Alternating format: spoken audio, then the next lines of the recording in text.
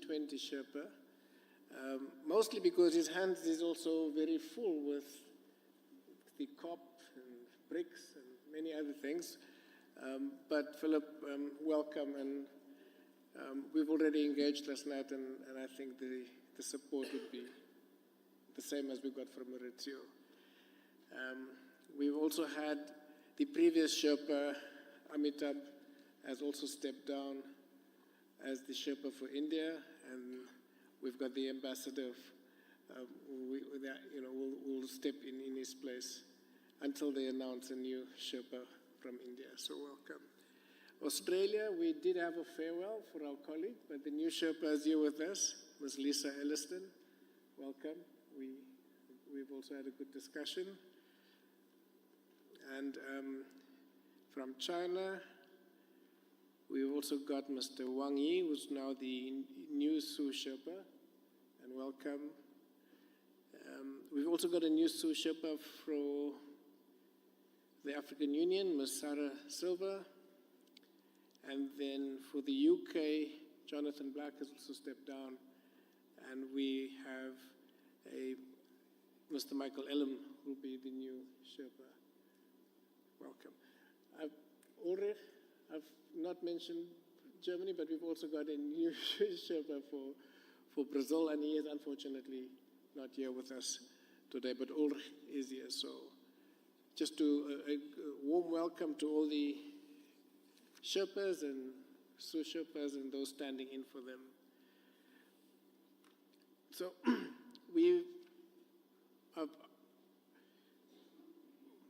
so the third meeting will continue enhancing our theme of solidarity, equality, and sustainability.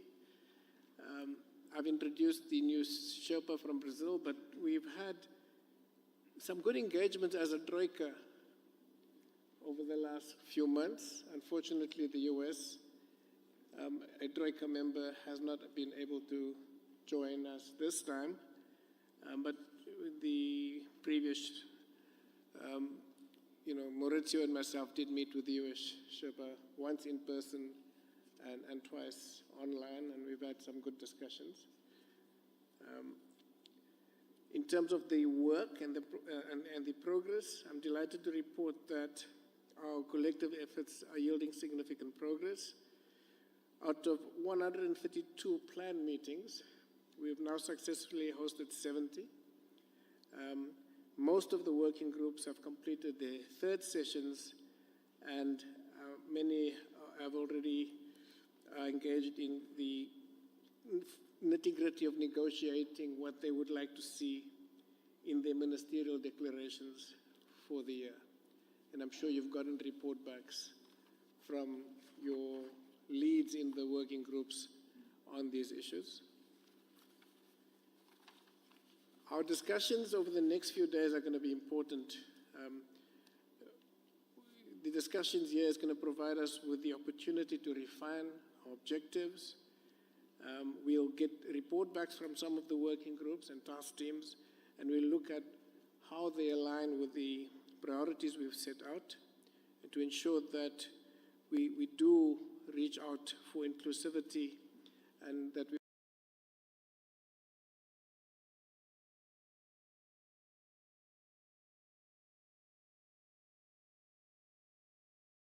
also reflect our own collective aspirations. We have the time ahead of us to identify innovative approaches and also to delve into the under-addressed issues of global importance, thereby genuinely enhancing the G20's impact and its contribution to addressing emerging global challenges. We will hope that we can have in this room, outside of the room, to start building an early consensus. Early and broad consultation is important for a strong and actionable ministerial and leaders' declarations. I know colleagues are going to take the floor and tell us to be short in the leaders' declaration. We'll discuss that later in the sessions about what our ideas are in terms of a leaders' declaration. It is our responsibility collectively as Sherpas to resolve the challenges that are being presented to us, whether it's in the working groups or the task teams, or even the new emerging challenges, and there are many new emerging challenges. I do think that we should work to ensure that none of our working groups fail to reach consensus. So during session 1, we will reflect on the G20's contribution to the global development agenda and how we can foster equitable global governance.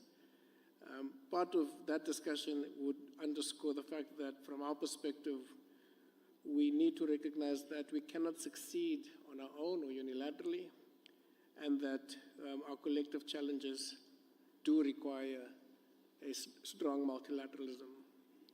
So a pragmatic assessment of the current global landscape and the identification of practical solutions is going to be important. The unique experiences, knowledge, and perspectives brought by all of you are invaluable for a richer understanding of the problems and the development of comprehensive solutions to those problems. The meeting will also provide an opportunity for Sherpas to have a discussion on, dare I say it, the geopolitical issues as part of the agenda. And I think, we've always shied away from geopolitical issues, but given the events, not only of the last 2 years, but particularly of the last month, we're going to have some discussion on that in a measured but robust way. We do recognize, though, that the G20 is a forum for international economic cooperation, and we recognize that this should be the focus, but the ongoing conflicts worldwide, as we've pointed out before, are definitely now even more detrimental to not just peace and security, but economic development and the attainment of the Sustainable Development Goals. So we will discuss it, but we will also make sure it doesn't hold us back, but the discussion is important. So as agreed during the very first Sherpa meeting, there's a working method for managing the geopolitical issues. And just to remind all of us, the manner in which we will address this is that only the Sherpas, the ministers of foreign affairs, and then the leaders ultimately will engage on the geopolitical issues. We're following from the example set by Brazil. We want the working groups and the task teams to focus on the substantive issues they need to deal with without being held back by the geopolitical issues. So we will have to take the lead on this as the Sherpas, so we can guide the discussions that our foreign ministers will have, who in turn will also then guide the leaders on the geopolitical issues. So we've got to take the responsibility on that.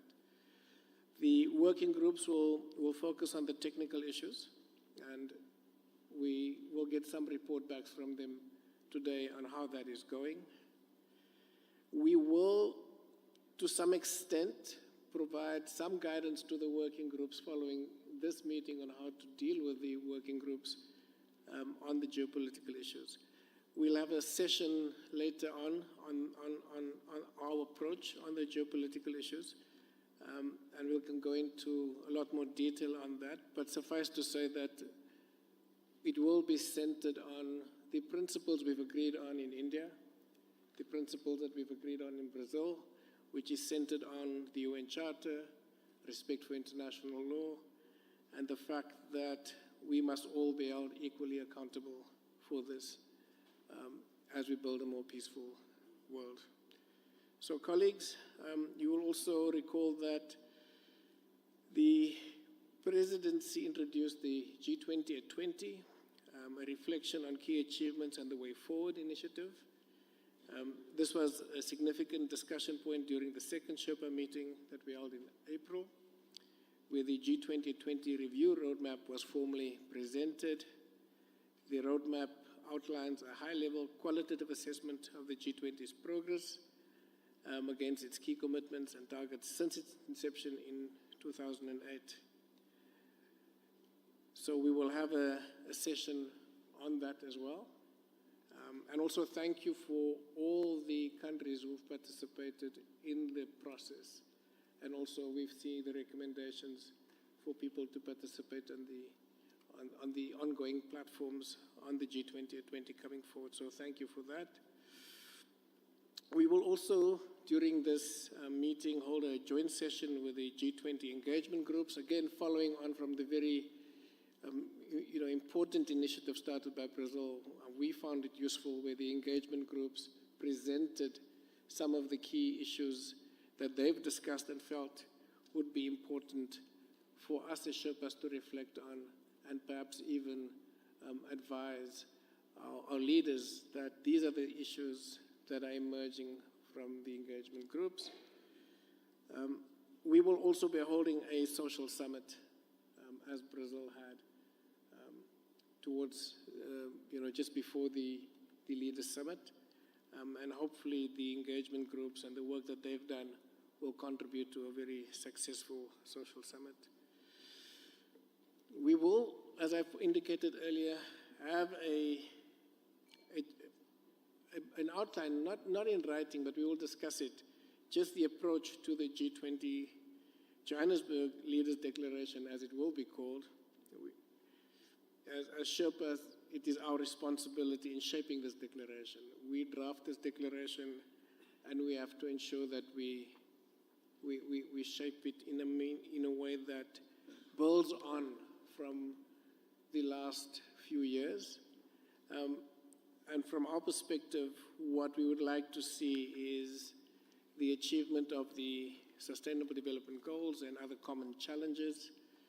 The 2030 Agenda for Sustainable Development is at a crucial juncture, and the G20's collective influence and resources are more vital than ever to get them back on track.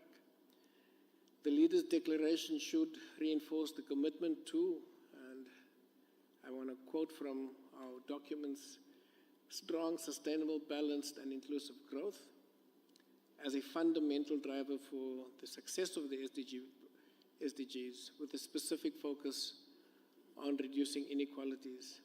Again, as Sherpas, we must ensure that the declaration outlines concrete and collective actions.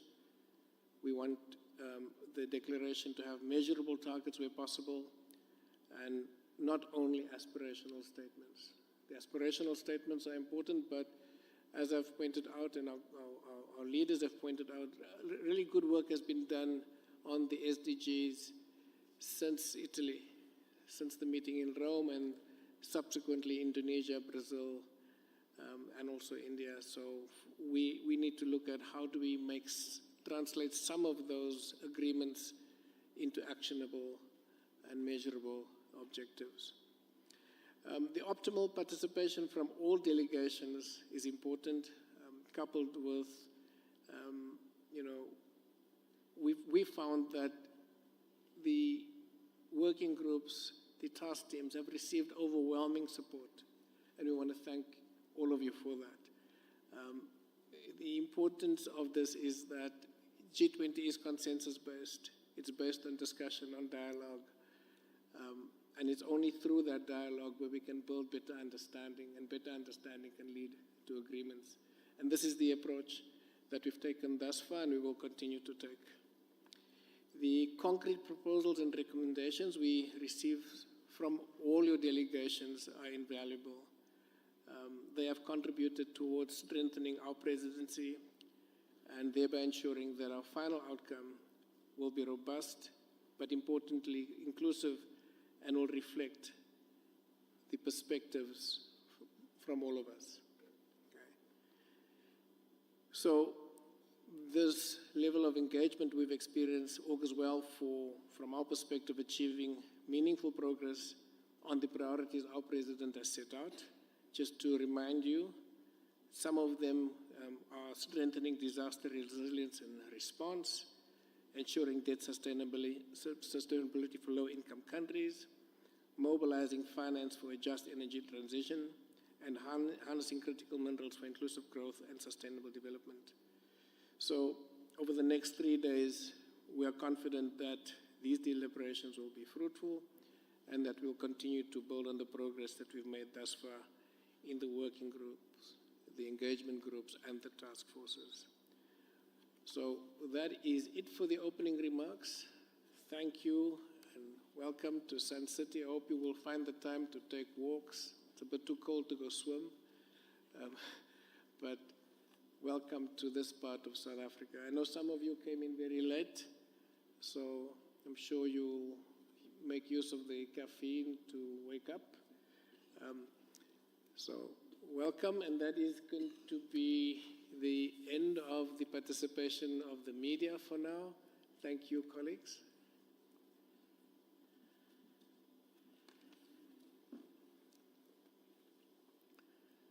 While the media exits, just the format for, you'll notice that you don't have flags in front of you to raise your flag. So the system will recognize your request to speak as soon as you press the button. That will give me a list of